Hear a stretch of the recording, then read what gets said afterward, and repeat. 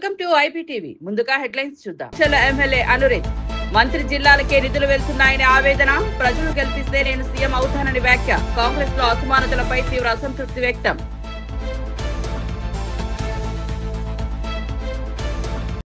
వైద్య రంగం నిర్లక్ష్యానికి గురైందన్న బొత్స వ్యాఖ్య. ఆరోగ్యశ్రీ నిర్వీర్యం చేశారని ఘాటు ఆరోపణ. ఆసుపత్రిలో పరికరాల లేమి, సిబ్బంది కొరతపై ఆవేదన. ప్రజల ప్రాణాలు కాపాడడం ప్రభుత్వ బాధ్యత అని హెచ్చరిక. పోలవరం నిర్వాసితులకు 1100 కోట్ల విడుదల. దీపావళి కానుకగా ఊరటనిచ్చిన కూటమి ప్రభుత్వం. పునరావాసం గృహ నిర్మాణానికి నిధుల కేటాయింపు. నిర్వాసితుల సమస్య పరిష్కారం వరకు కృషి చేస్తామని హామీ.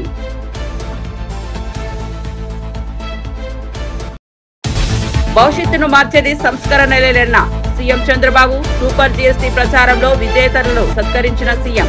విద్యార్థి పన్ను సంస్కరణలు ఆర్థిక పారదర్శకతకు దారి అన్న సందేశం. ఇక వార్త వివరాల్లోకి వెళ్తే, జడ్చర్ల కాంగ్రెస్ ఎమ్మెల్యే అనిరుద్ రెడ్డి తన సొంత ప్రభుత్వంపై మళ్లీ బాంబు పేల్చారు. మంత్రుల జిల్లాలు వారి నియోజకవర్గాలకే నిధులు వెళ్తున్నాయి, మిగతా ప్రాంతాలు నిర్లక్ష్యం పాలవుతున్నాయని తీవ్ర అసంతృప్తి వ్యక్తం చేశారు. ప్రజలే ఎమ్మెల్యేలను, మంత్రులను, ముఖ్యమంత్రులను గెలిపిస్తారని గుర్తు చేశారు. ప్రజలు ఇంకో 2 సార్లు గెలిపిస్తే నేను కూడా సీఎం అభ్యర్థిని అవుతానని స్పష్టంగా ప్రకటించారు. పార్టీ లోపల అసమానతలపై ఆయన చేసిన వ్యాఖ్యలు పెద్దగా చర్చనీయాంశంగా మారాయి. ప్రజల ఆశలు నెరవేర్చడం నా ధ్యేయం. కాంగ్రెస్ లో సమాన అవకాశాలు లభిస్తేనే నిజమైన సేవ సాధ్యమని తెలిపారు. అనిరుద్ రెడ్డి వ్యాఖ్యలు తెలంగాణ కాంగ్రెస్ లో అంతర్గత విభేదాల సంకేతంగా మారాయి.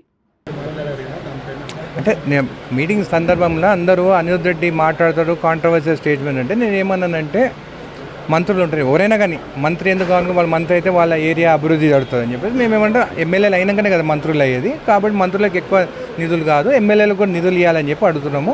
ప్రతి ఎమ్మెల్యే కాన్స్టిట్యున్సీకి ఎన్ఎం శ్రీనివాసరెడ్డి గారు చెప్పినట్టు 25 కోట్లు కలెక్టర్ పీడీ అకౌంట్ ఉంటే మేము ఏ గ్రామాన్ని పోయినా కానీ డ్రైనేజ్ కానీ రోడ్లు కానీ చేసుకునేదానికి ఉంటుంది అని చెప్పడం జరిగింది. 2 సార్లు అయితే నేనే ముఖ్యమంత్రి అయితే అంటున్నారు, మీ ఆలోచన? 2 సార్లు మళ్ళీ నేను గెలిపిస్తే సీఎం అభ్యర్థిని అవుతానని నేను చెప్పడం జరిగింది. ఎందుకంటే రీజనల్ పార్టీస్లో ఫ్యామిలీసే అవుతాయి, కానీ ఇది కాంగ్రెస్ పార్టీ స్వేచ్ఛ ఉంటుంది, అందరికీ అవకాశం ఉంటుంది. అందుకే జడ్చర్ల నియోజకవర్గం ఇప్పుడు మీరు చూడండి, కొడంగల్ ఎంత బాగా డెవలప్ అవుతుంది. వాళ్ళు రేవంత్ రెడ్డి గారిని గెలిపించుకోవడానికి ఎంత మంచి డెవలప్ అవుతుంది. అట్లనే ఇంకా 2 సార్లు, ఇప్పుడు నేను ఫస్ట్ టైం ఎమ్మెల్యేని, ఇంకా 2 సార్లు గెలిపిస్తే ఇది కాంగ్రెస్ పార్టీ ఎవరికైనా ఛాన్స్ ఉంటుంది. మా ఫిషరీస్ చైర్మన్ ఉండే అప్పుడు అందరూ ఉంటే బీసీ కానీ ఎస్సీ కానీ ఎస్టీ కానీ ఎవరైనా కానీ మంచి అభివృద్ధి 2 సార్లు 3 సార్లు గెలిస్తే కాంగ్రెస్ పార్టీలో అవకాశం ఉంటుంది. అట్లనే జడ్చర్ల నియోజకవర్గం నన్ను ఇంకా 2 సార్లు గెలిపియండి, నేను కూడా ఒక సీఎం అభ్యర్థి ఉంటాను. ఎట్లయితే మునుగోడ్ల శాసిస్తానని చెప్పేసి కోమటిరెడ్డి రాజగోపాల్ రెడ్డి గారు, నేను కూడా అదే అంటాను. ఇంకా 2 సార్లు గెలిపిస్తే 3వ సార్కి నేను కూడా సీఎం అయితే శాసిస్తాను, 5,000 కోట్లు జడ్చర్లకు తీసుకొస్తాను. పార్వతీపురం మన్యం జిల్లా ప్రభుత్వ ఆసుపత్రిని మాజీ మంత్రి బొత్స సత్యనారాయణ, మాజీ డిప్యూటీ సీఎం రాజన్న దొర, పుష్పశ్రీవాణి కలిసి సందర్శించారు. ఆసుపత్రిలో చేరిన రోగులను పరామర్శించి వారికి అందుతున్న వైద్య సేవలపై వైద్యులతో చర్చించారు. ఈ సందర్భంగా బొత్స మాట్లాడుతూ కూటమి ప్రభుత్వంలో వైద్య రంగం పూర్తిగా నిర్లక్ష్యానికి గురైంది. ఆసుపత్రిలో సిబ్బంది కొరత, పరికరాల లేమితో ప్రజలు ఇబ్బందులు పడుతున్నారని ఆవేదన వ్యక్తం చేశారు. ఆరోగ్యశ్రీ పథకాన్ని నిర్వీర్యం చేసి ప్రజల ప్రాణాలతో ఆటలు ఆడుతున్నారని ఆరోపించారు. జగన్ హయాంలో ఉచిత వైద్య సేవలు అందుబాటులో ఉండేవి, ఇప్పుడు అవన్నీ నిలిచిపోయాయని అన్నారు. వైద్య రంగాన్ని బలోపేతం చేయాలని, ప్రజల ప్రాణాలను కాపాడడం ప్రభుత్వానికి మొదటి కర్తవ్యమని బొత్స సత్యనారాయణ డిమాండ్ చేశారు. ఈ ప్రభుత్వం చూసుకుంటుందని చెప్పి ఆ రోజు పెట్టాడు. దానికి ఇప్పుడు ఎక్కడికి వెళ్ళినా, ఏ హాస్పిటల్కి వెళ్ళినా అంతా కూడా స్టాండర్డ్ స్టిల్ అయిపోయింది. అకామిక ఉద్యోగం ఉంది కాదపడతారు ఆరోగ్య పరిస్థితి, ప్రజా ఆరోగ్యం పూర్తిగా కొలాప్స్ అయిపోయింది. ఇది చాలా ఏదైనప్పటికీ కూడా ప్రభుత్వాన్ని డిమాండ్ చేస్తున్నాం. జిల్లా కలెక్టర్ బాధ్యత తీసుకోవాలి, ప్రభుత్వం బాధ్యత తీసుకోవాలి. ఏదైతే కేసు ఉన్న పేషెంట్ని పూర్తిగా వాళ్ళ నయమైన అక్కడే ట్రీట్మెంట్ చేసి అక్కడి నుంచి డిశ్చార్జ్ చేయాలి. లోకల్లో ఉన్న మెడికల్ టీం ఎవరు ఉన్నారో వాళ్ళు వచ్చి వాళ్ళు మానిటరింగ్ చేసుకోవాలి. అంతేగాని ఇంత నిర్లక్ష్యంగా చేయడానికి వీల్లేదని మా పార్టీ తరఫున మేము డిమాండ్ చేస్తూ, ఇవాళ ఆ చనిపోయిన 2 పిల్లలకి మా పార్టీ తరఫున జగన్మోహన్ రెడ్డి గారు ఇచ్చిన 5 లక్షల రూపాయలు, మనిషికి 5 లక్షల రూపాయలు వాళ్ళకి అందించాం. ప్రభుత్వాన్ని డిమాండ్ చేస్తున్నాం, ఒక్కొక్క కుటుంబానికి 25 లక్షల రూపాయలు ఇవ్వాలని. ఎమ్మెల్యే కొలికపూడి శ్రీనివాసరావు ఎన్టీఆర్ భవన్ అమరావతి నుండి మీడియాతో మాట్లాడిన ఎమ్మెల్యే కొలికపూడి శ్రీనివాసరావు పోలవరం నిర్వాసితుల పట్ల కూటమి ప్రభుత్వం మానవతా దృక్పథాన్ని ప్రశంసించారు. దీపావళి కానుకగా ప్రభుత్వం 1100 కోట్లు విడుదల చేసింది. ఇది నిర్వాసిత కుటుంబాలకు ఊరట కలిగించే నిర్ణయమని అన్నారు. జగన్ హయాంలో నిర్లక్ష్యం పాలైన నిర్వాసితుల సమస్యను చంద్రబాబు ప్రభుత్వం సానుభూతితో పరిష్కరిస్తోందని వివరించారు. పునరావాసం, గృహ నిర్మాణం, మౌలిక సదుపాయాల కల్పనకు ఈ నిధులు వినియోగించబడతాయని తెలిపారు. పోలవరం ప్రాజెక్టు పూర్తయితే రాష్ట్ర భవిష్యత్తు ప్రకాశిస్తుంది. అదే లక్ష్యంతో ప్రభుత్వం ముందుకు వెళ్తోందని శ్రీనివాసరావు అన్నారు. నిర్వాసితుల సమస్యలను పూర్తిగా పరిష్కరించే వరకు తాము కృషి చేస్తామని హామీ ఇచ్చారు. వ్యవసాయ రంగానికి చంద్రబాబు నాయుడు గారు చేసిన కృషి హైలైట్ కాలేదు. అది ప్రజల్లోకి వెళ్లాల్సినంతగా వెళ్ళలేదు అని పవన్ కళ్యాణ్ గారు అభిప్రాయపడ్డారు. అలాంటి ఇంకొక ఉదాహరణ ఇప్పుడు గౌరవ ముఖ్యమంత్రి గారు 4వ ముఖ్యమంత్రిగా 16 నెలలుగా రాష్ట్రంలో కూటమి ప్రభుత్వం పనిచేస్తుంది. గతంలో ఏపీ అంటే ఏ అంటే అమరావతి, పి అంటే పోలవరం అనుకున్నాం. మధ్యలో 5 సంవత్సరాలు అమరావతిని, పోలవరాన్ని రెండిటిని విధ్వంసం చేసి మొత్తం రాష్ట్ర అభివృద్ధినే విధ్వంసం చేసిన పాలన చూసిన తర్వాత 2014, 2019 5 సంవత్సరాల్లో 72% పోలవరం ప్రాజెక్టుని చంద్రబాబు నాయుడు గారి నాయకత్వంలో పూర్తి చేస్తే, ఆ తర్వాత వచ్చిన వైసీపీ ప్రభుత్వం 5 సంవత్సరాల్లో 2% కూడా పూర్తి చేయని దారుణాన్ని మనం చూసాం. ఈ నేపథ్యంలో గత 16 నెలల్లోనే పోలవరం నిర్వాసితులకి, పోలవరం ఒక జాతీయ బహుళార్థ సాధక ప్రాజెక్టు, అలాంటి పోలవరం ప్రాజెక్టుకు సంబంధించిన నిర్వాసితులకి జగన్మోహన్ రెడ్డి 5 సంవత్సరాల్లో ₹1 కూడా ఖర్చు పెట్టలేదు. మరి ఈ 16 నెలల్లో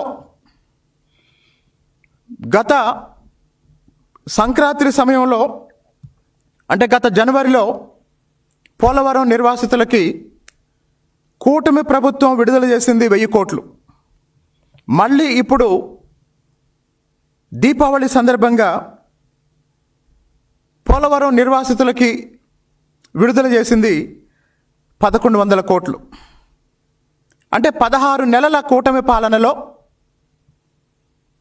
పోలవరం ప్రాజెక్టు నిర్వాసితులకి చంద్రబాబు నాయుడు గారి నాయకత్వంలో విడుదల చేసింది 2100 కోట్లు. మరి దీన్ని జగన్మోహన్ రెడ్డి 5 సంవత్సరాల పాలనతో పోలిస్తే 5 సంవత్సరాల్లో జగన్మోహన్ రెడ్డి ₹1 కూడా విడుదల చేయలేదు. 16 నెలల్లో కూటమి ప్రభుత్వం 2100 కోట్లు విడుదల చేసింది. ఇది ప్రాజెక్టు పూర్తి చేయడానికి, నిర్వాసితుల్ని ఆదుకోవటానికి కూటమి ప్రభుత్వానికి జగన్మోహన్ రెడ్డికి ఉన్న తేడా అని ఈ సందర్భంగా తెలియజేస్తున్నాం. అలాగే 2019లో ప్రభుత్వం మారకపోతే, అంటే 2014 నుంచి 2019 వరకు 72% పూర్తయి అత్యంత వేగంగా పనులు జరుగుతున్న సమయంలో ఎన్నికలు జరిగాయి, ప్రభుత్వం మారింది. 2019లో తెలుగుదేశం పార్టీ గెలిచున్నట్లయితే పోలవరం ఎన్టీఆర్ భవన్ అమరావతి నుండి మీడియాతో మాట్లాడిన ఎమ్మెల్యే కాగిత కృష్ణ ప్రసాద్, ఎమ్మెల్యే యార్లగడ్డ వెంకట్రావు వైఎస్ఆర్సీపీ నేతలపై తీవ్ర స్థాయిలో విరుచుకుపడ్డారు. అవినీతి, అక్రమాలు, అరాచకాలకు నిలవెత్తు రూపం జోగి రమేష్, పేర్ని నాని అని ఘాటుగా వ్యాఖ్యానించారు. జగన్ హయాంలో అవినీతి పరాకాష్ఠకు చేరిందని, మద్యం, రేషన్, కాంట్రాక్టర్ల మాఫియాలు యథేచ్ఛగా నడుస్తున్నాయని ఆరోపించారు. ప్రజల డబ్బును దోచుకుని సొంత లాభాల కోసం వాడుకోవడం వైఎస్ఆర్సీపీ నాయకుల అసలు పని అయిపోయిందని విమర్శించారు. కూటమి ప్రభుత్వం అవినీతి అంతరించేందుకు కఠిన చర్యలు తీసుకుంటుందని, ఇకపై ఏ మాఫియాకు కూడా చోటు ఉండదని స్పష్టం చేశారు. ప్రజల ఆశలు మోసగించిన వైఎస్ఆర్సీపీ నేతలు త్వరలో చట్టం ముందు నిలబడతారని ఎమ్మెల్యే హెచ్చరించారు. ప్రతిపక్ష హోదా తీసేద్దామని చెప్పి ఎమ్మెల్యేలను కొనుగోలు చేసినా మీకు జనం ప్రతిపక్ష హోదా ఇవ్వకపోయినా మీరు ప్రతిపక్ష హోదా కావాలని అడుగుతారు. అట్లాగే ఆ రోజు 24 మంది శాసనసభ్యులు ఓడిపోతే 19 మంది ఇన్ఛార్జీలని జగన్మోహన్ రెడ్డి తీసిన మాట వాస్తవం కాదు. అంటే 81% ఆఫ్ ఇన్ఛార్జీలను మీరు తీసేశారు ఓడిపోయారనే కారణంతో. అలాగే ఆయన తల్లిగారిని కూడా వైజాగ్లో ఓడిపోయిందని పక్కన పెట్టారేమో అని అనుమానం కలగాల్సిన పరిస్థితి.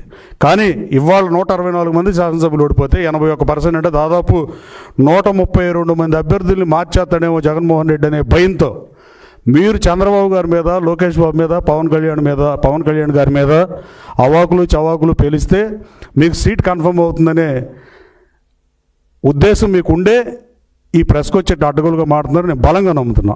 ఇక నుంచైనా జోగి రమేష్ గారు నీ భాష సరిచూసుకో, సంస్కారం నేర్చుకోమని హితవు పలుకుతున్నా. Thank you.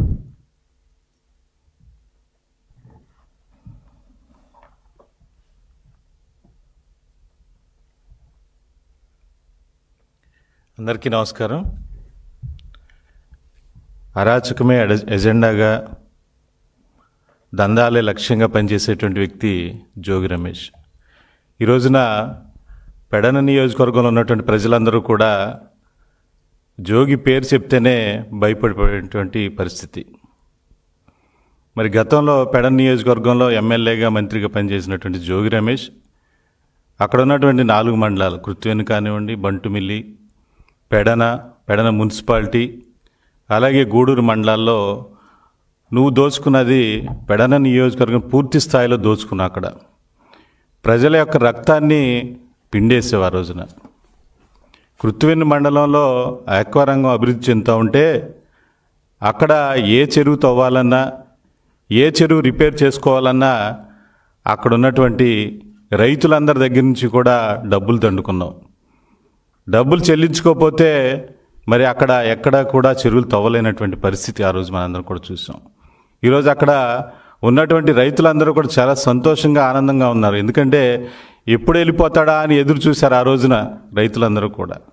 అలాగే మరి బంటుమిల్లి, పెడన మండలాల్లో చూసినట్టయితే అక్కడ ఉన్నటువంటి మట్టి ఏదైతే ఉందో బంటుమిల్లి, పెడన, గూడూరుకి సంబంధించినటువంటి ఆ బొసుగునంతటినీ కూడా అమ్మేసి ప్రతి సంవత్సరం కూడా కోట్లాది రూపాయలు మరి నీ జేబులో నింపుకోలేదని చెప్పేసి అడుగుతా ఉన్నాను.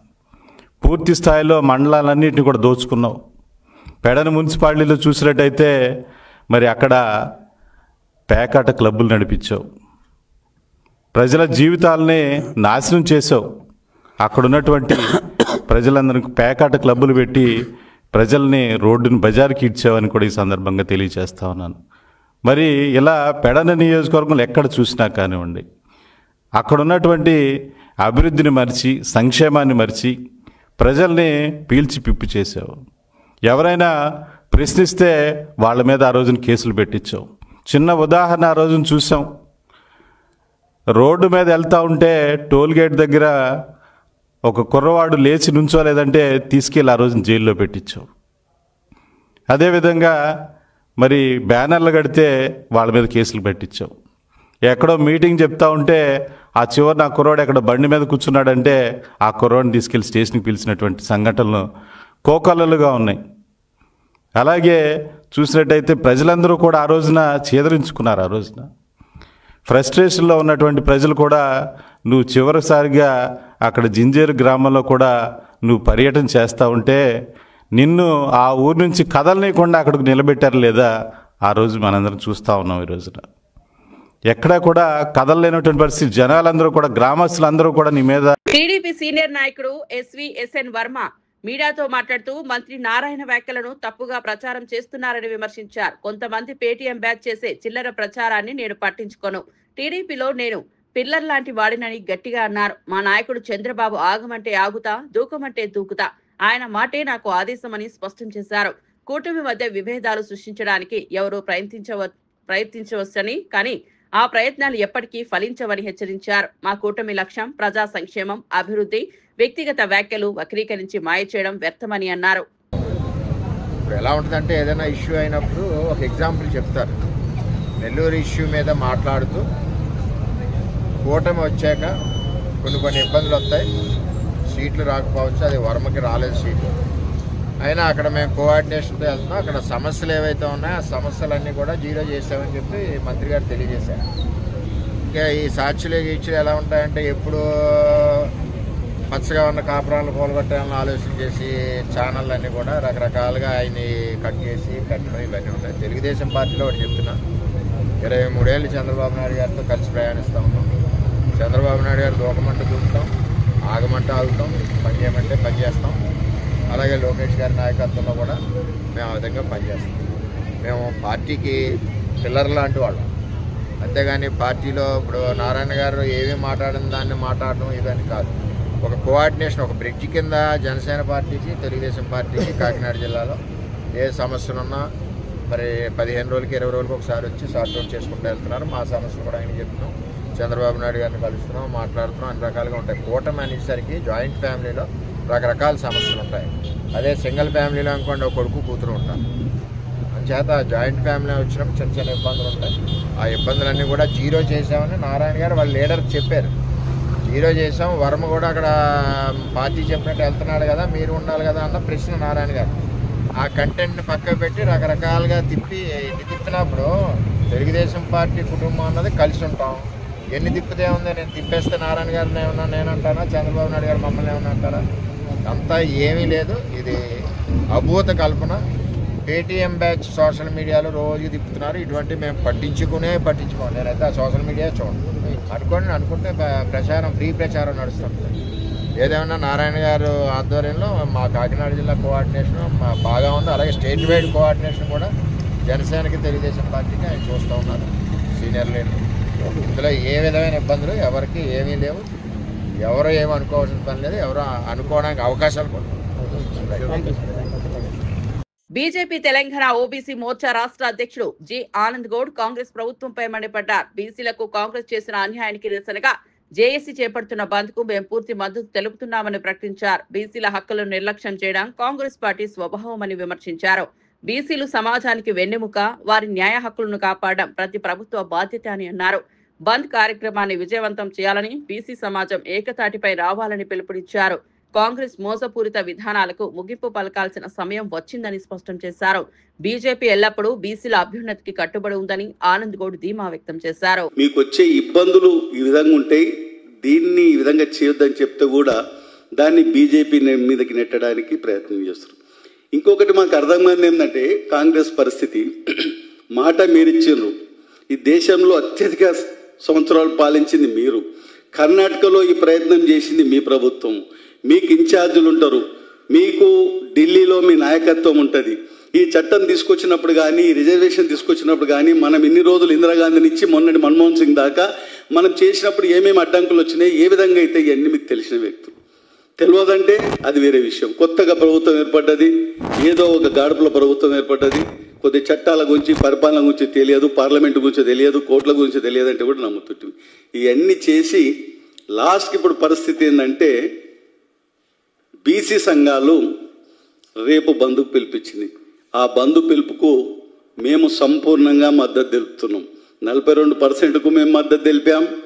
రేపు బంధుకు కూడా మేము ఇందిరా పార్క్ దగ్గర మీరు మాట నిలబెట్టుకోవాలని మా కేంద్ర మంత్రి కిషన్ రెడ్డి గారు, మా రాష్ట్ర అధ్యక్షుడు రామచంద్ర ఆధ్వర్యంలో పెద్ద ఎత్తున మేము నిరసన కూడా చేశాం కామారెడ్డి డిక్లరేషన్ మీద.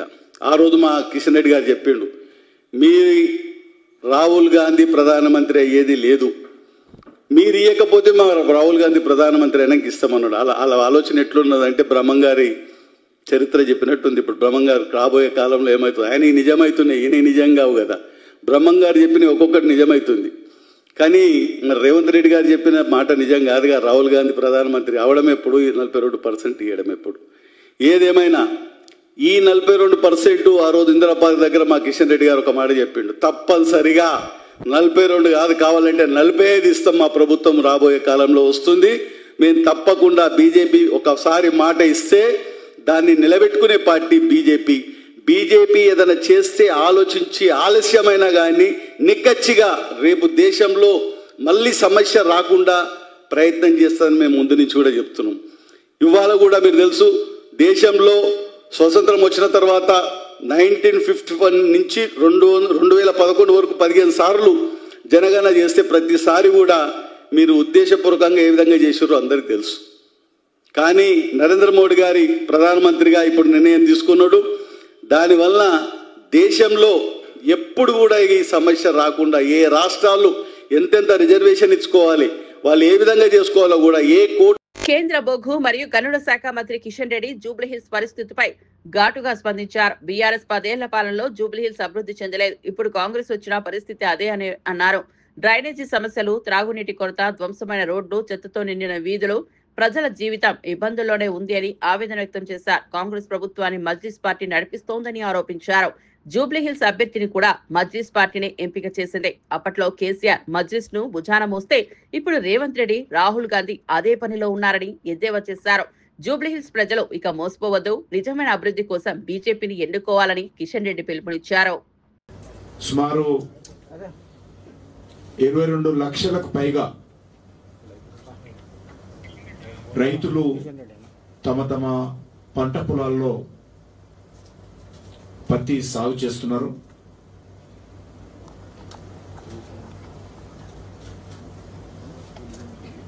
గత సంవత్సరం లాగే ఈ సంవత్సరం కూడా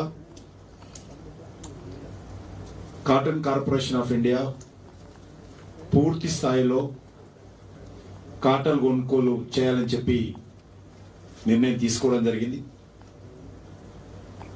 దానికి రాష్ట్ర ప్రభుత్వం అధికారులు కూడా అన్ని రకాలుగా సహకరిస్తున్నారు. తెలంగాణ రైతులు తమ పత్తి పంట ఉత్పత్తులను అమ్ముకోవడం కోసం మరింత సులభతరంగా ఉండే విధంగా చర్యలు తీసుకోవడానికి ప్రయత్నం చేస్తా ఉన్నాం. ఎక్కడ కూడా తొందరపడి పత్తి రైతులు దళారుల చేతిలో పడకూడదు, భయపడాల్సిన అవసరం లేదు. పూర్తి స్థాయిలో చివరి క్వింటాల వరకు కూడా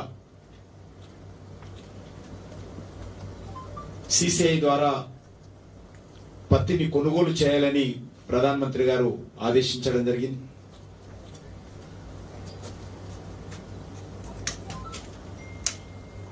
విజయవాడ ఇంద్రకీలాద్రిపై కొలువైన శ్రీ కనకదుర్గమ్మ తల్లికి భక్తి శ్రద్ధలతో కీర్తిలాల్ జ్యువెలరీ నిర్వాహకులు 2 కోట్ల విలువైన వజ్రాభరణాలను సమర్పించారు.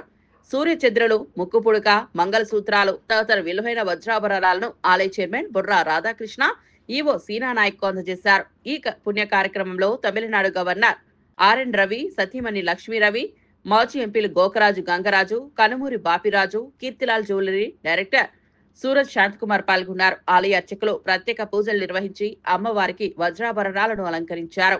భక్తులు ఈ ద్రాతృత్వ కార్యక్రమాన్ని ఆనందంతో స్వాగతించారు. ఆధ్యాత్మికతతో కూడిన ఈ దానం ఆలయానికి వైభవాన్ని మరింత పెంచిందని అధికారులు తెలిపారు.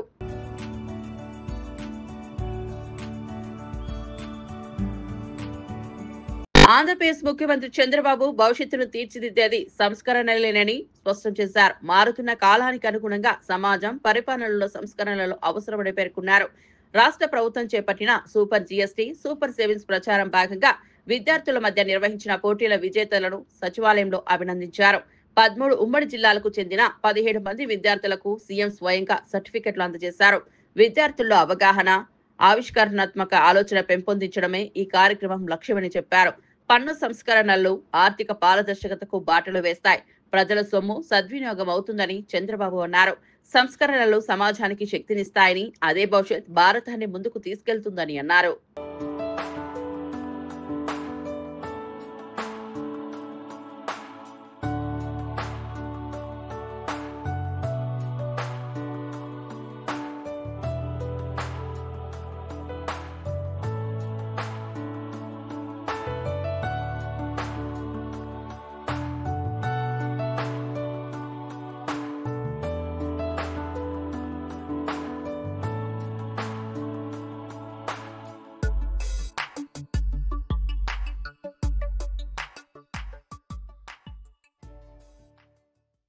నవీకృత శక్తితో టీర్జుమార్క్ 1A ఫైటర్ జెట్ ను నాసిక్ ఏరోస్పేస్ ప్లాంట్లలో రక్షణ మంత్రి రాజ్నాథ్ సింగ్ జెండా ఊపి అధికారికంగా ప్రారంభించారు. దేశీయంగా రూపొందించిన తేజస్ మార్క్ 1A వర్షన్ మహర్మార్గాల సామర్థ్యాన్ని పెంపొందిస్తూ వైమానిక దళ శక్తిని బలోపేతం చేస్తుందని అధికారులు పేర్కొన్నారు. ఈ కార్యక్రమంలో వాటర్ సెల్యూట్ చేయడంతో విమానానికి ఘన ప్రార్థనలతో స్వాగతం పలికారు. అదనంగా దేశీయ HTT-40 శిక్షణ విమానం రెండో ఉత్పత్తి శ్రేణిని కూడా ప్రారంభించారు.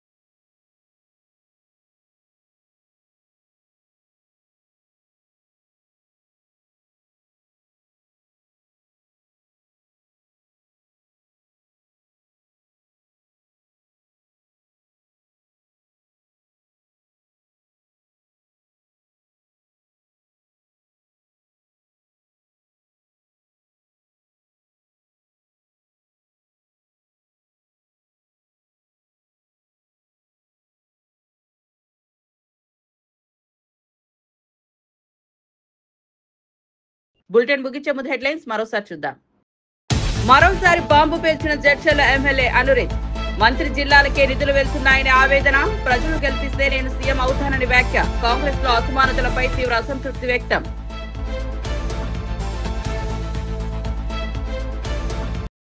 వైద్య రంగం నిర్లక్ష్యానికి గురైందన్న బొత్స వ్యాఖ్య. ఆరోగ్యశ్రీ నిర్వీర్యం చేశారని ఘాటు ఆరోపణ. ఆసుపత్రిలో పరికరాల లేమి, సిబ్బంది కొరతపై ఆవేదన. ప్రజల ప్రాణాలు కాపాడడం ప్రభుత్వ బాధ్యత అని హెచ్చరిక. పోలవరం నిర్వాసితులకు 1100 కోట్ల విడుదల. దీపావళి కానుకగా ఊరటనిచ్చిన కూటమి ప్రభుత్వం. పునరావాసం గృహ నిర్మాణానికి నిధుల కేటాయింపు. నిర్వాసితుల సమస్య పరిష్కారం వరకు కృషి చేస్తామని హామీ.